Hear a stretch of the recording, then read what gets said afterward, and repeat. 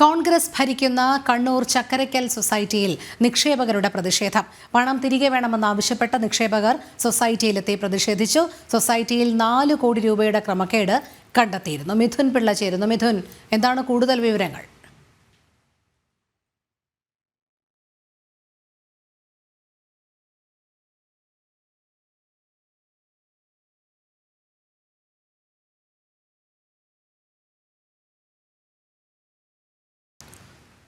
കോൺഗ്രസ് ഭരിക്കുന്ന കണ്ണൂർ ചക്കരക്കൽ സൊസൈറ്റിയിൽ നിക്ഷേപകരുടെ പ്രതിഷേധം.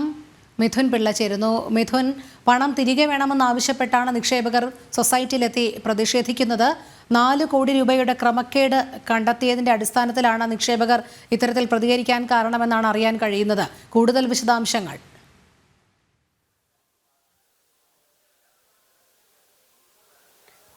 രോഹിണി, നേരത്തെ തന്നെ ഈ കോൺഗ്രസ് നിയന്ത്രണത്തിലുള്ള ബിൽഡിംഗ് മെറ്റീരിയൽ സൊസൈറ്റിയുടെ ചക്കരക്കൽ ഓഫീസിലെ തട്ടിപ്പുമായി ബന്ധപ്പെട്ട വിശദമായ വാർത്തകൾ നമ്മൾ നൽകിയതാണ്. അന്ന് തന്നെ ഈ നിക്ഷേപകരുടെ ആശങ്കയെ സംബന്ധിച്ചുള്ള വിവരങ്ങളും നമ്മൾ പുറത്തുവിട്ടിരുന്നു.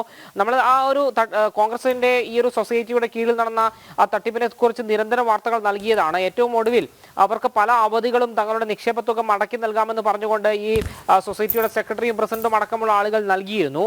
എന്നാൽ അതൊന്നും പാലിക്കപ്പെടാതെ വന്നതോടുകൂടിയാണ് ഇത്തരമൊരു ബഹളം വയ്ക്കുന്ന ചടങ്ങിലേക്ക്, ഒരു അവസ്ഥയിലേക്ക് അവിടുത്തെ നിക്ഷേപകർ എത്തിച്ചേർന്നത് എന്ന് വേണം പറയാൻ.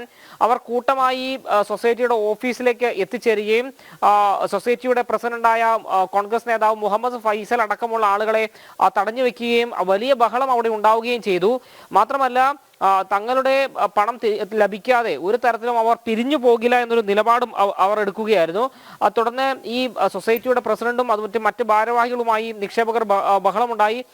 എന്നാൽ ഒരു കൃത്യമായ ഒരു ദിവസം, പണം നടക്കി കിട്ടുന്ന കാര്യത്തിൽ ഒരു കൃത്യമായ ദിവസം അവർ പറയാതെ ആയതോടെ അതൊരു കയ്യാങ്കളിയിലേക്ക് നീങ്ങുന്നൊരു സാഹചര്യത്തിൽ കൊണ്ട് എത്തിക്കുകയായിരുന്നു. എന്നാൽ ഒടുവിൽ വലിയൊരു സംഘർഷത്തിലേക്ക് നീങ്ങുമെന്നൊരു ഘട്ടത്തിലാണ് ആളുകൾ കൂടിച്ചേരുകയും അതൊരു സൗമ്യമായി പരിഹരിക്കണമെന്ന് പറഞ്ഞുകൊണ്ട് രംഗത്ത് വരികയും ചെയ്തത്. തുടർന്ന് ഈ വരുന്ന 20-ാം തീയതി, അതായത് ഈ മാസം 20-ാം തീയതി പണം മുഴുവൻ മടക്കി കൊടുക്കാമെന്ന ഉറപ്പിന്മേലാണ് അവിടുത്തെ നിക്ഷേപകർ മുഴുവൻ ഇപ്പോൾ മടങ്ങിപ്പോയിട്ടുള്ളത്. നേരത്തെ തന്നെ അവിടുത്തെ വലിയ ക്രമക്കേടുകളെ കുറിച്ച് നമ്മൾ വാർത്തകൾ നൽകിയതാണ്. ഏതാണ്ട് 4 കോടി രൂപയ്ക്ക് മുകളിലാണ് ഈ ഒരു സൊസൈറ്റിയിൽ മാത്രം തട്ടിപ്പ് നടന്നിരിക്കുന്നത്. ആ തട്ടിപ്പ് നടത്തിയ അതിന്റെ സെക്രട്ടറിയായ ആൾ വയനാട്ടിൽ ഉൾപ്പെടെ അയാൾ സ്വത്ത് വാങ്ങിക്കൂട്ടിയെന്നൊരു ഗുരുതരമായ ആരോപണവും ഈ നിക്ഷേപകർ ഉന്നയിച്ചിരുന്നു.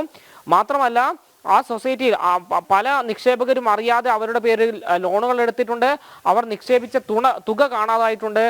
മാത്രമല്ല, കുറിക്ക് ചേർന്ന കുറിയുടെ പൈസ ഈ സൊസൈറ്റിയിൽ നിക്ഷേപിച്ചു. എന്നാൽ ആ കുറിയുടെ പൈസ പോലും കാണാത്ത അവസ്ഥയിൽ വളരെ ഗുരുതരമായ ക്രമക്കേട് തന്നെയാണ് ഈ സഹകരണ വകുപ്പിന്റെ ഓഡിറ്റ് വിഭാഗം കണ്ടെത്തിയത്. ഏതായാലും നിലവിൽ 20-ാം തീയതി എന്നൊരു ദിവസം അവർക്ക് ഡെഡ് ലൈനായി നൽകിയിരിക്കുകയാണ്. അതിനുശേഷമായിരിക്കും കൂടുതലൊരു പ്രതിഷേധവുമായി നിക്ഷേപകർ രംഗത്ത് വരാൻ സാധ്യത. രോഹിണി. ശരി, മിഥുൻ പിള്ളയാണ് വിവരങ്ങൾ നൽകിയത്.